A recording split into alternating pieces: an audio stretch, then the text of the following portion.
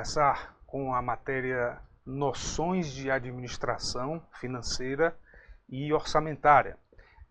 Iremos, ao longo das nossas aulas, resolver uma bateria de questões, uma maratona de questões, e durante a resolução das questões aí eu vou colocar os pontos da teoria, a parte teórica, e também vou chamar a atenção para a legislação, onde é que você vai encontrar a base, o fundamento legal para cada uma dessas questões, tá certo?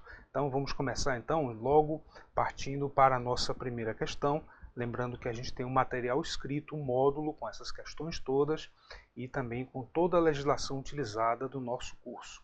Então vejamos aí, eu vou colocar aqui na tela. A primeira questão que a gente vai resolver aqui é uma questão que trata ainda de conceitos iniciais, introdutórios, Então vejamos aí, assinale a opção correta com base nos aspectos relacionados à administração do orçamento público.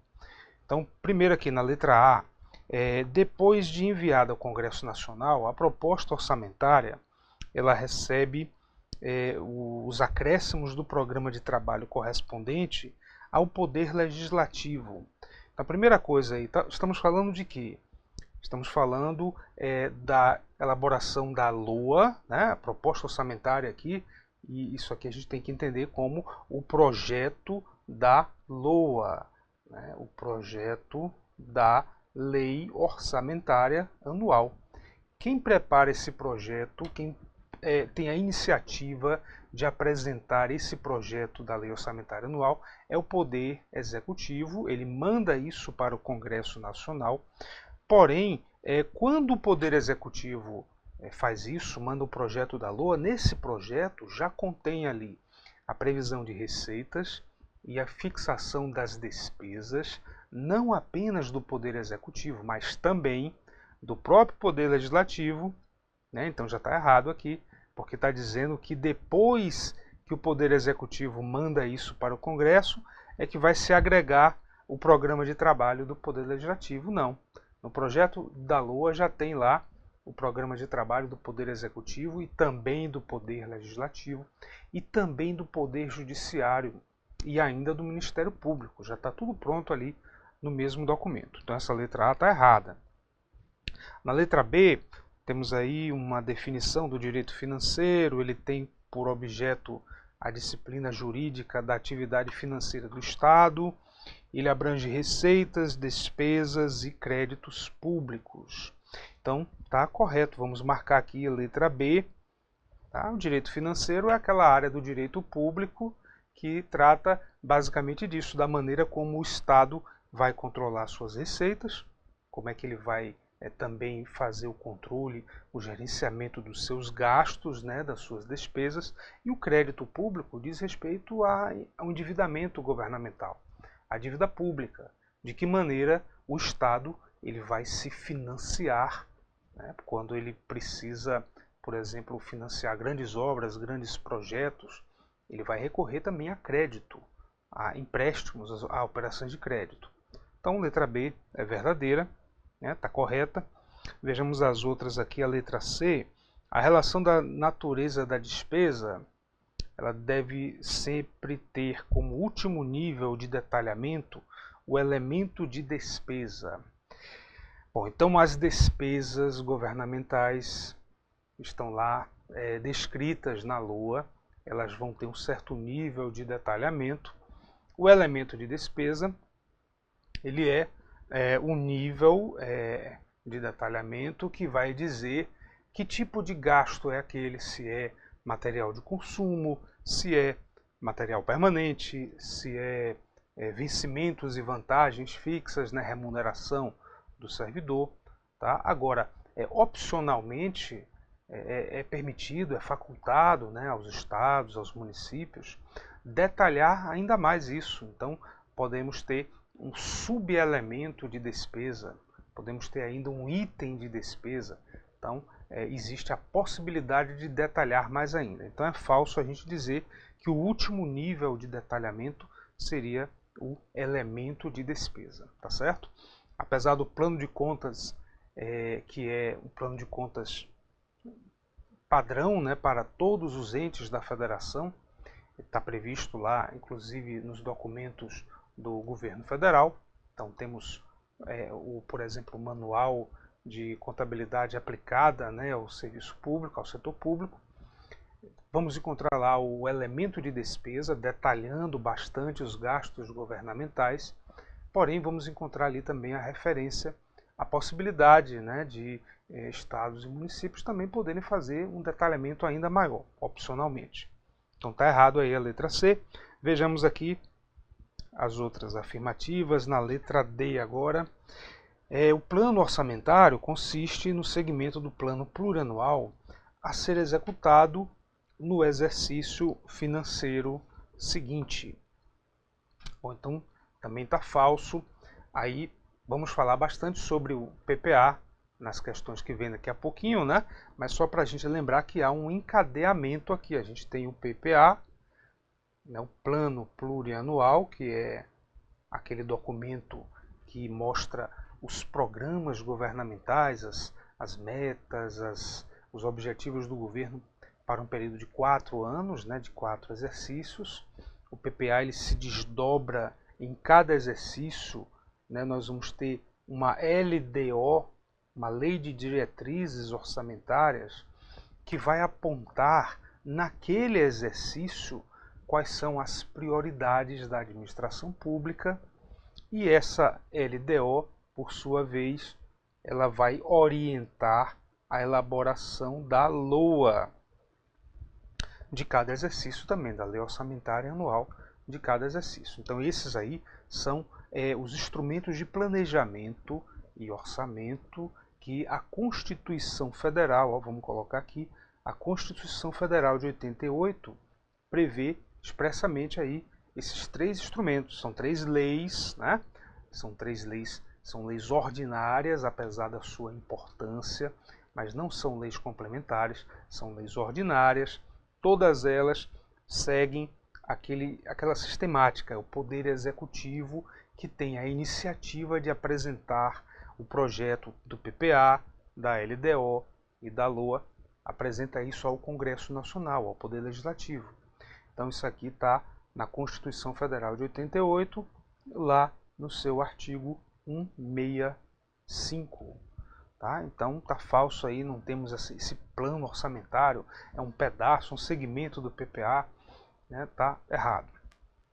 E na letra E, finalmente, a definição de macrodiretrizes para o orçamento é uma atribuição restrita aos órgãos da Presidência da República e ao Ministério do Planejamento, né? Também está falso, porque o Ministério do Planejamento, basicamente, ele tem aí a função de coordenar, né, a elaboração aí, dos instrumentos de orçamento, tá certo? Então foi uma questão aí geral, só para a gente fazer um aquecimento com assuntos diversos. Vamos ver aí a próxima, a questão 02 agora, tratando de alguns aspectos do orçamento. Com relação à técnica de orçamento base 0, assinale a opção incorreta. Então, vamos lembrar, né? É um curso de revisão, a gente tem que lembrar aí os assuntos mais importantes, focar bem nisso daqui. A ideia do orçamento base 0 é uma maneira de se fazer orçamento que procura racionalizar os gastos, e base 0 significa que nós não vamos mais fazer um orçamento incremental, ou seja, não vamos simplesmente imaginar que a despesa em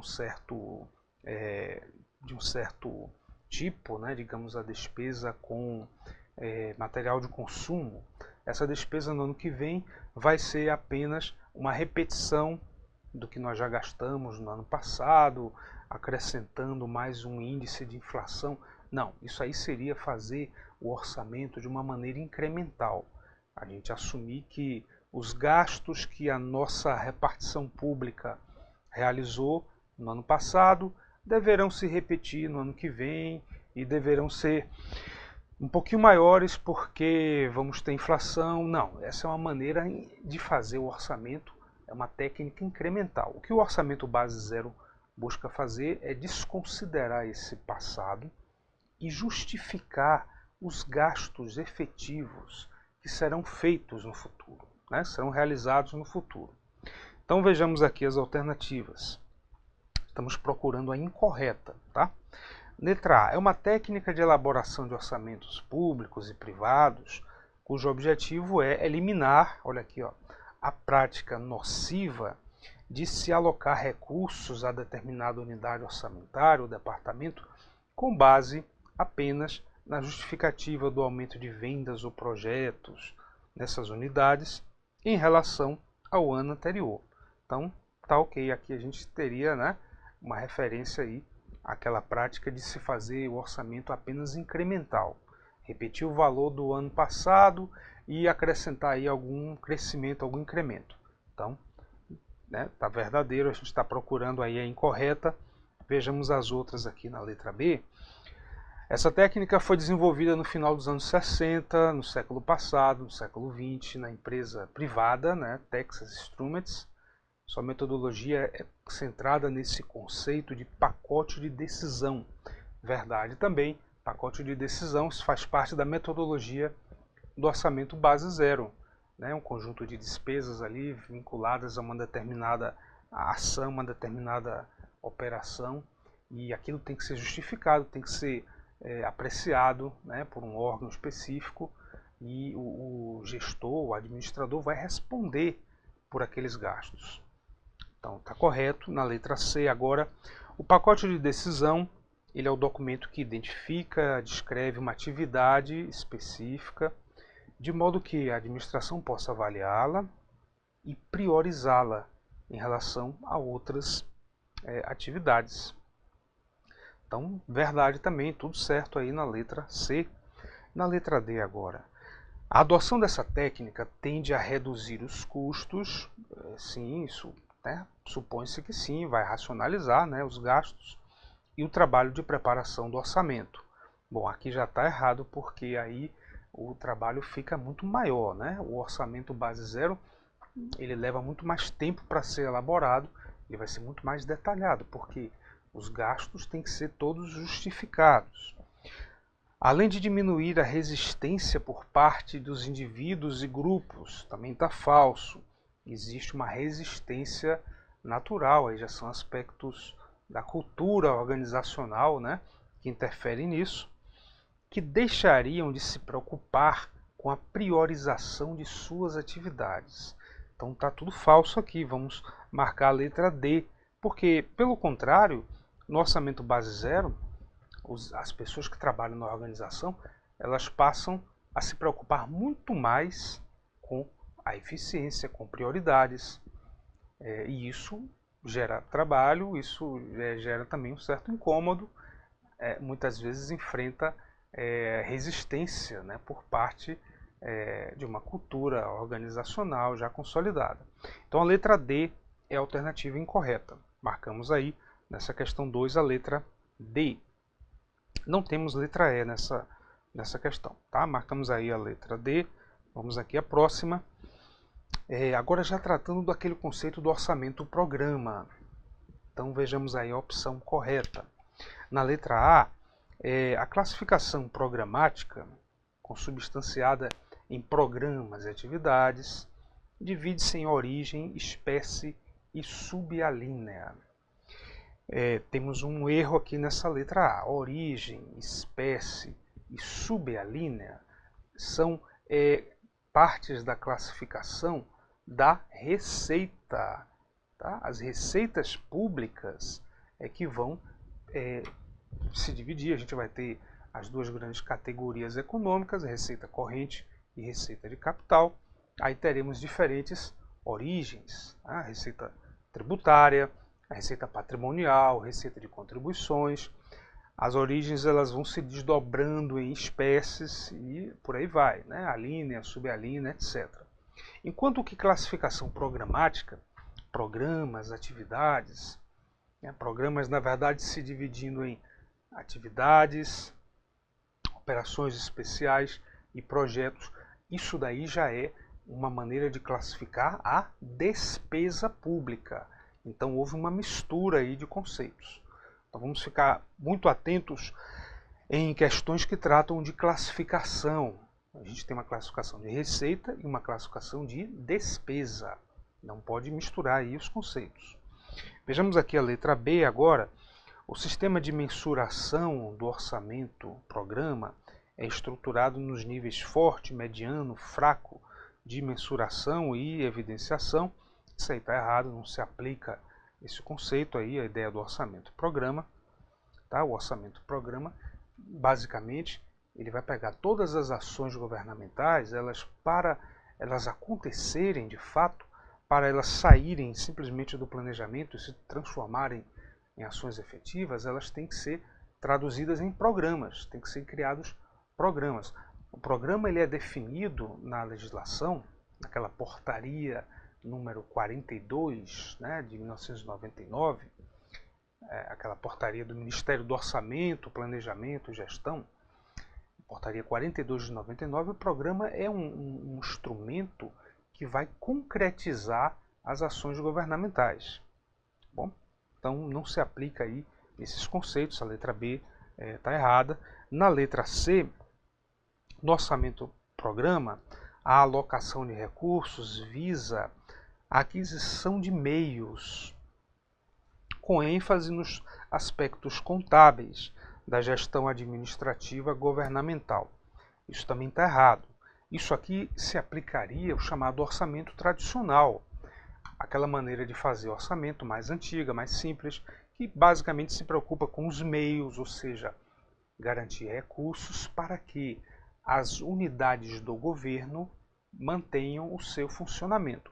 O orçamento programa parte de uma outra ideia.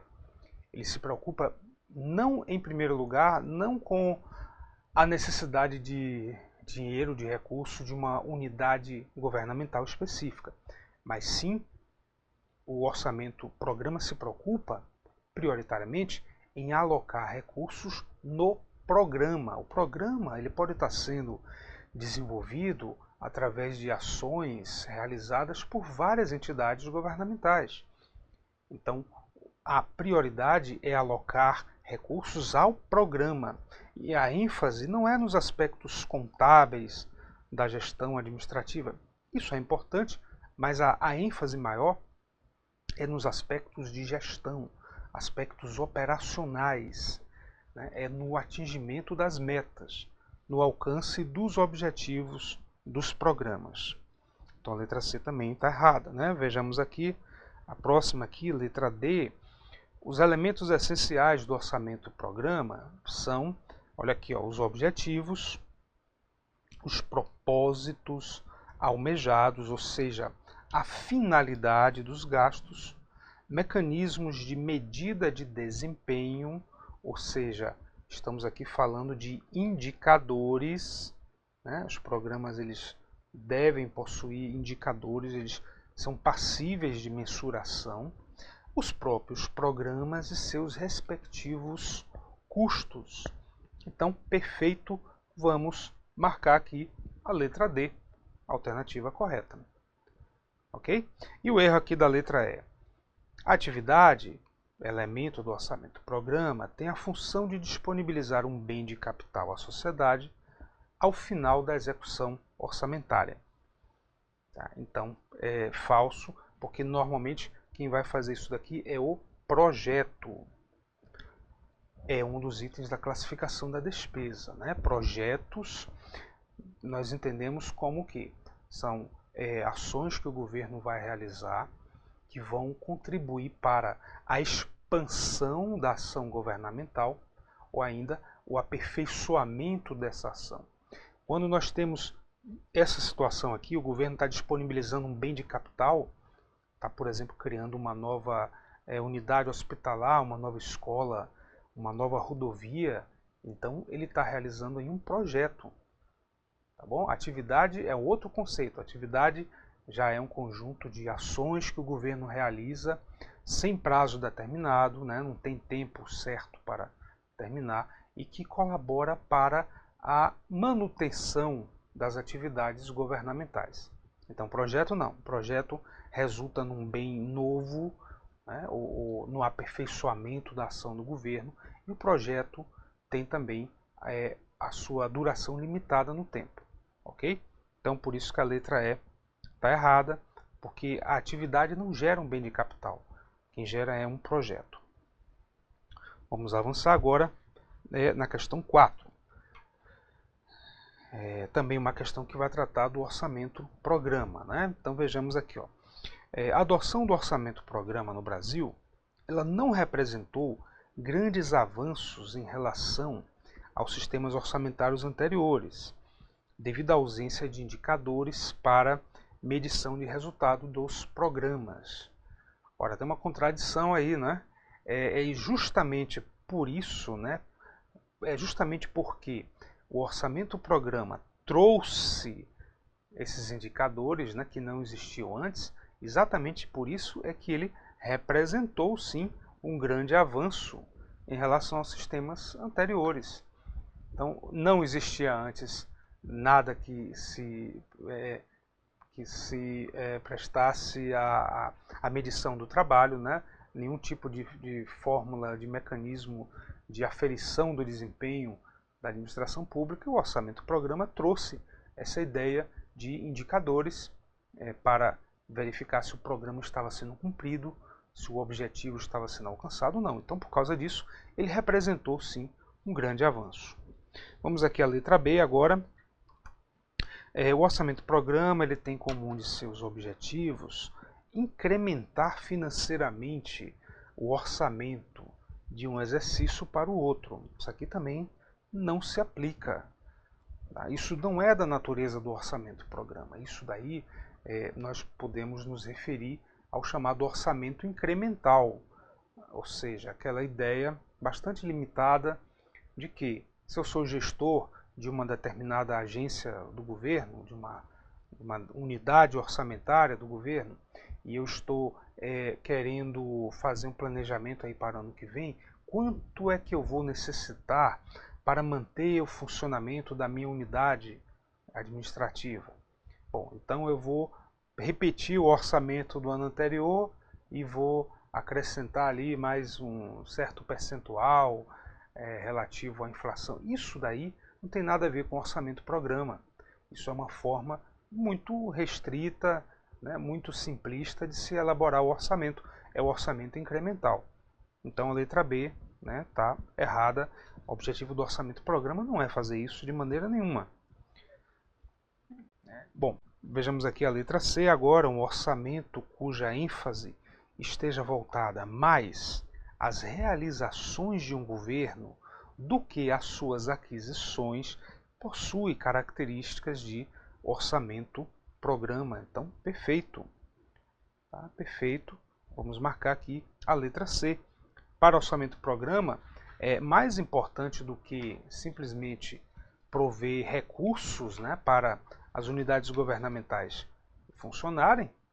O mais importante ainda é garantir recursos para que os programas sejam de fato realizados. Vamos avançar aqui.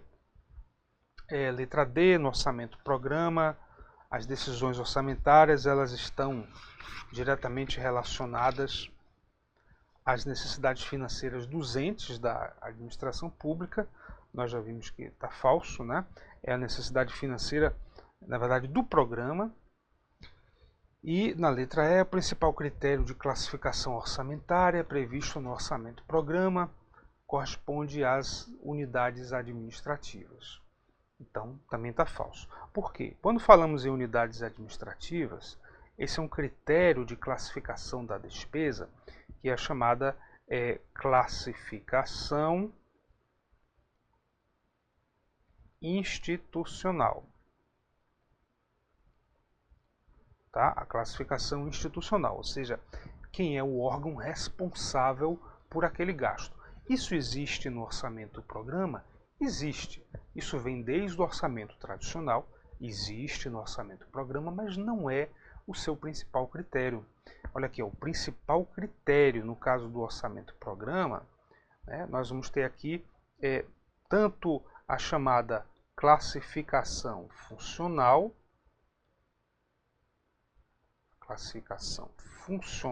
ou seja, a divisão em função e subfunção,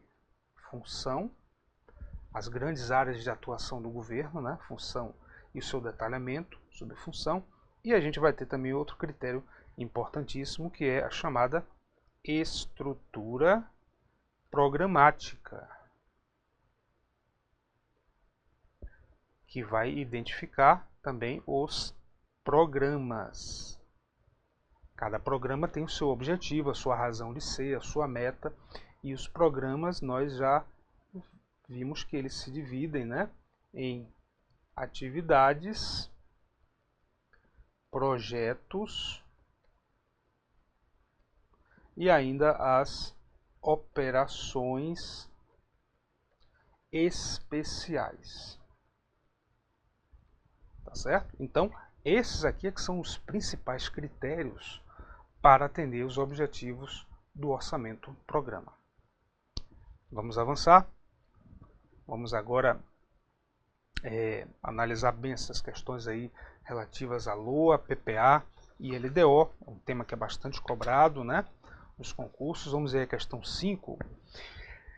A respeito, portanto, de LDO, LOA e PPA. Muita atenção que normalmente as bancas examinadoras e a CESP faz muito isso, costumam misturar o conceito e o conteúdo de cada um desses instrumentos de planejamento e orçamento. Então vejamos aqui, na letra A LOA não conterá dispositivo estranho à previsão da receita e à fixação da despesa, devendo ser incluído nessa proibição qualquer dispositivo referente à autorização para abertura de crédito suplementar e também a contratação de operação de crédito por antecipação de receita. Isso aqui está falso, porque está dizendo que deve ser incluído nesta proibição. Na verdade, aqui são exceções. Essa letra A, ela faz referência ao artigo 165, parágrafo 8º da Constituição Federal de 88, que é aquele princípio da exclusividade. A lei orçamentária não pode ter nenhum outro assunto que não seja previsão de receita e fixação de despesa. Agora, tira-se, né, exclui-se desta proibição esses dois temas, aí, autorização para abrir crédito suplementar e autorização para contratar a operação de crédito, ainda que seja por antecipação de receita. Então o erro da questão está exatamente dizendo que inclui-se nesta proibição, né, a impossibilidade de se tratar desses dois itens. Vamos avançar aqui, letra B agora. A concessão de qualquer vantagem ou aumento de remuneração e a admissão de pessoal pelas empresas públicas e sociedades de economia mista só poderão ser feitas se houver autorização específica na LDO. Isso daqui também está falso.